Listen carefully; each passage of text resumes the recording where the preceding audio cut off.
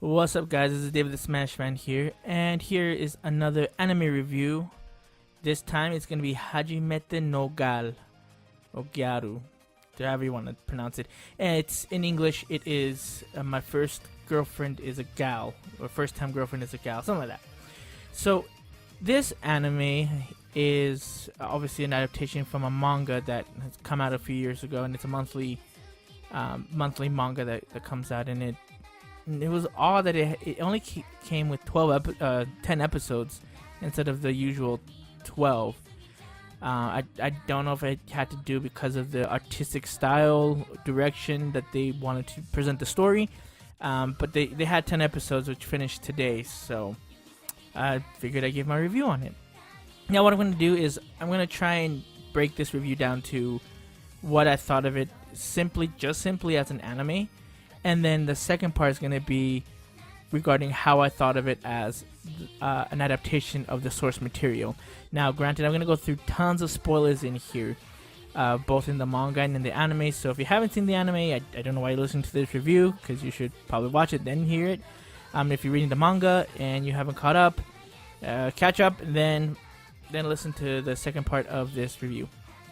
So, Hajimete no Gal. The basic plotline is about this guy named Junichi and this girl who they call a gal, and her name is Yukana or Yame.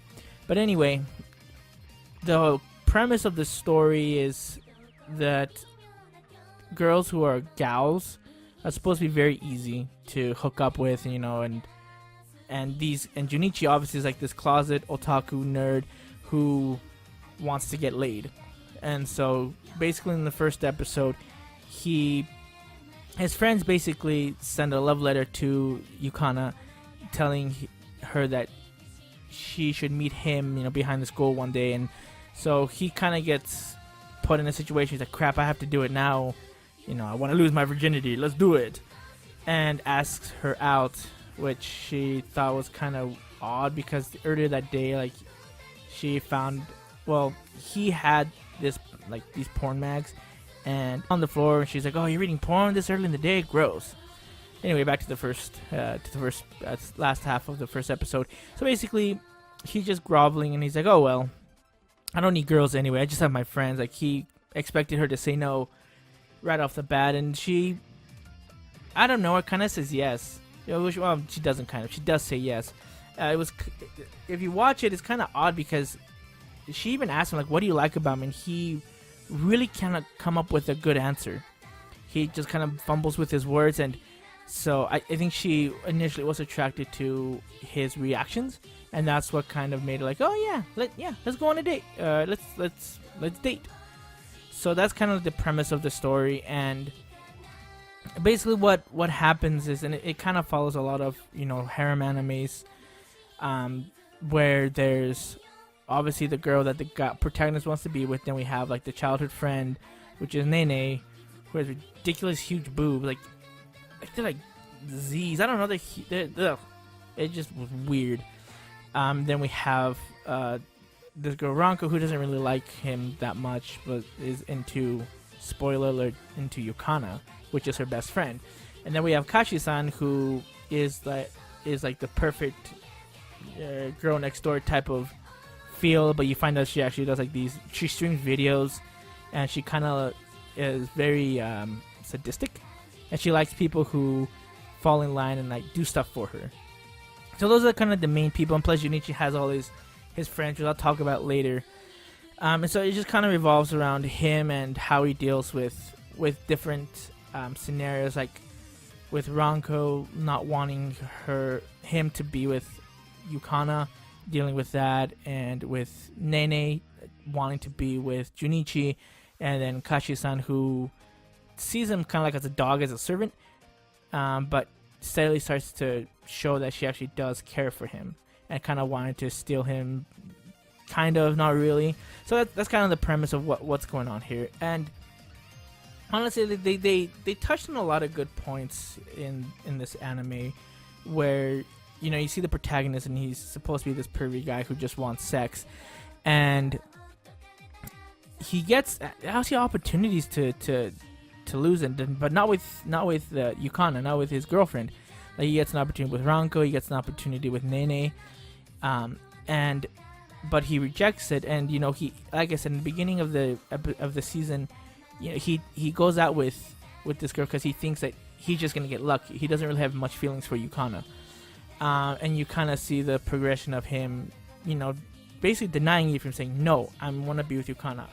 I mean, with Ranko, it's kind of down, like he stands up and proclaims like, I'm gonna lose my virginity to Yukana, not to you. So I mean, he still in the beginning, he still was kind of thinking of in purely sexual terms, but near the end and at the very end of the anime, his feelings for Yukana become very real, and he proclaims that to her near the end. I guess there's one thing that I have to talk about that I have to get off my chest, because I really, really, really hated it, because it's not done in the manga that much, but it was heavily done in the anime, and I don't like it. And it's one of Junichi's friends. It's the big dude. He, you know, they have characters in other animes where they have like someone who's like has a Lolita complex, and likes women who may be his age but have like tiny figures or look like kids. But this guy only likes kids, and I just thought it was just so disgusting. Especially there was one time where they have to raise up money to go do like a summer vacation thing, and he ends up working at like a daycare center, and he keeps talking about these girls that are like underage, like 12, 11 years old, and they're just this. I almost stopped. I should have stopped watching actually, because that was just bad. Like, he doesn't do anything. You don't see him do anything, but he keeps talking about like, oh, the girls before they hit puberty are the best type of thing. It's just, I was like, come on, that's too much. Like, in the manga, I will get into the manga adaptation a little bit, the manga part a little bit, but in the manga, like, he does have that, but it's not so heavily done than it wasn't than in the anime. So it was, I thought that was a terrible move. It was very, what's the word? It was just not right. Like, I think they should have just cut that stuff out, or maybe mention it once and just never mention it again. Like, there's one or two jokes that come with it that happen because of, you know, his fetish for little girls, like actually little girls, underage girls. But it's like once or twice that it's done. Other than that, like, they use it, and it's just it hurts my heart whenever he comes on. But anyway, overall, without, you know, spoiling everything that happens near the end, as just a purely anime, like I said, it had some good points and had a lot of bad points. It's, like I said, it's with Junichi's friend. Obviously they had the fan service up to like 11. Like, there was one part where the girl Nene, Yukana, and Ranko are like rubbing their boobs together and getting off on it. It was weird. Like, it just got way weird, like from 0 to 60, and then like, and then there's some parts where it was fan servicey and very ecchi, but I can't defend it. It was just bad. Like, if you like all that stuff, then you'll like this show, because there's a lot of fan servicey. What's funny is, like, if you watch the dub version, which isn't done yet, if you watch the dub version, they censor it a lot, because they kind of put like they put like an outline of like something drawn or hands covering up the thing, and you hear little things like, yo, you can't watch this, or this is censored type of thing. So that's, I mean, that was kind of entertaining. I mean, if you want to see that stuff, I mean, don't watch the dub on Funimation, watch it, you know, on Crunchyroll or Verve or whatever you want to see that crap if you want. Overall, like, I give the anime, just purely just as an anime, no adaptation, but just as an anime, I'd give it maybe a 7.5. Like, there's some good parts to it, but overall, like, it's nothing new that we've seen, except for the fact that the guy, the main protagonist, has a girl, and he actually chooses her time and time again, and actually has some sort of he has progression with her, which is good. So yeah, good stuff there. Like I said, 7.5. I'd give it, not too high. Now here's for the adaptation to the source material. It's garbage. As an adaptation for the original source material, it is garbage. The manga is like way up in the sky, and the anime is in the dirt with the worms. Like, it's night and day. Some people might disagree with this, but I'm gonna defend my case here. So if you read the manga, you will see that it is way more focused on Yukana and Junichi, and less focused on the other girls that are around him, which is what the anime did. They kind of involved, it had to be a group thing. Everyone had to be involved in some way, but then give some time, like maybe 20-30% of the episodes that had them as a group, have them just be Junichi and Yukana. Whereas this one, the manga, is solely focused, well, not solely focused, but mainly focused on their progression as a couple. And one thing that I didn't like, that they did in the anime that they changed in the manga, was they kind of made Yukana, what's the word? They kind of made her seem like she knew what she was doing. Like, she was very, just like, not necessarily know it all, but she wasn't making mistakes in the relationship.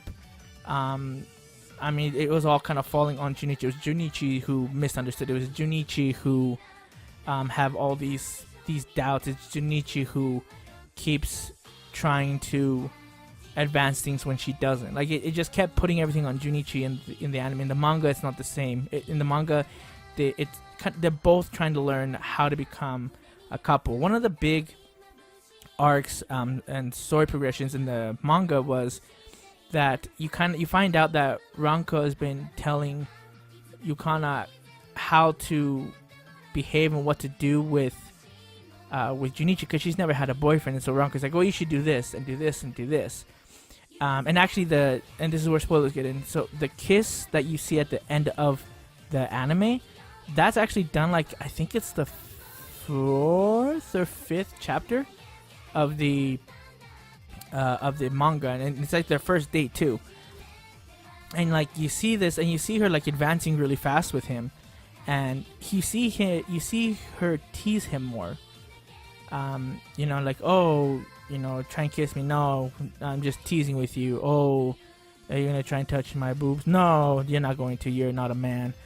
And that messes with Junichi a lot, and so there's this back and forth that happens, and basically there's, when Junichi finds out that it's Ranko who's been telling her that well, actually it was Ranko that told him that she was telling Yukana what to do with him, that where he is less convinced of her feelings towards him, and there's this big argument that happens between them, because he's under this impression that she's just using him because he's just a stupid virgin and all this stuff, and Yukana has to basically prove to him that she's in this 100%, that she was taking these advice from Ranko, because she didn't know what she needed to do as a girlfriend. So they get over this hurdle, and then they go over, and then there's another part where Junichi really does do something stupid, like, and it's with Kashi-san. Doesn't do anything bad, but like, there's a misunderstanding of what happens, and there's a huge strain on their relationship because of it, and it's on both sides. It's Junichi because he's forgetting something important in the manga that he's not really realizing, and then it's her misunderstanding what he's doing with Kashi-san, with Kashi. And so like, there's like tons of like back and forth of them growing as a couple, of them trying to figure each other out, how to be together. Which is really good in the manga, and in the anime, just it never felt that way. Never felt that the focus was the relationship. I mean, it was, but they're like, hey, here's a relationship, but there's these 3 other girls that like him, or that they act like they like him and are all over him in like every other episode after episode 5 or 6. And so And that really got to me, that it didn't focus on him and her, because what I was thinking is that they only kiss ever twice as of right now in the manga, and the second kiss and the resolution to that story was really good, where they kind of understand that they really are good with each other, and it was just sad just to see that wasn't in there, and that they decided to go in a different route with the story, which was weird. Like there's like this, I think chapter 35 or so 36 with Kashi-san and Junichi. Like they took parts of that and put it in like in episode 4, and it was just I didn't like it. Like I saw that, and then they put stuff that was in episode or chapter 6 or 7, and they put it in chapter 8 or in episode 8, and like I said, episode 10, like what in the anime, what she's wearing is what she wears on their first date, like I said in chapter 4, 5, I can't remember, 3, it could even be 3. Some of them I think I'm nitpicking, but that I just thought it was weird. Like I just felt like the animators or the guys who were in charge of the story were like, I like this story, but we're just gonna take this little part and put it in this episode later on, just to give reference to the manga. Like that's kind of how I felt. They were just kind of referencing parts here and there, and kind of just putting the story on their own, which I thought is a bad move, because I think the audience would have liked the actual story done, because it would have just been, to me, would have been maybe not stories that are commonly told, but it would have been a little bit more uncommon, a little bit more it'd just be more what's the word, more interesting to see, at least that's my opinion. And so as an adaptation to the source material, I gave it a 3. 3 Chibis out of 10. Ugh. It was just bad, just disastrous. I would highly recommend, if you were not satisfied with the anime, go read the manga. Read the manga, and you will see that story is a whole lot better.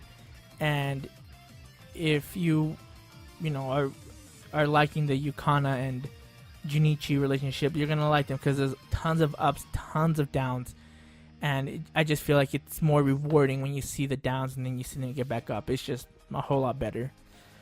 So yeah, that is my review for Hajimete No Gal, or My First Time Girlfriend is a Gal in English. I think that's what they call it.